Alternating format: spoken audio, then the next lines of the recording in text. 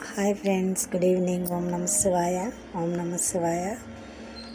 మనం కవల పిల్లల కబుర్లు కంటిన్యూ చేసుకుందాం, సరదాగా చెప్పుకుందాం. మా బంధువులు విన్నప్పుడు నేను ఏదైనా మిస్టేక్ చెప్తే మర్చిపోయిందేమో అనుకోండి, అంతేగాని కావాలని తప్పుగా చెప్పాను అనుకోవద్దు. మా అమ్మగారు నాకు చెప్పిన విషయాలు గుర్తున్న మేరకు నేను షేర్ చేస్తున్నాను అందరికీ. ఎందుకంటే ఈ మాటలు మన పిల్లలకి తెలియాలి కదా.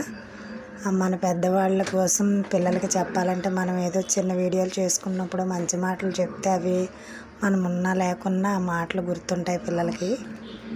అయితే మా పెద్దన్నయ్య 72లో పంగిడిగూడెంలో పుట్టారని చెప్పింది మా అమ్మ. తర్వాత ధర్మారావుపేటలో ఏలూరు దగ్గర మా తాతగారు ఊరు అన్నాను కదా, అక్కడ చిన్నన్నయ్య పుట్టాడు 74లో.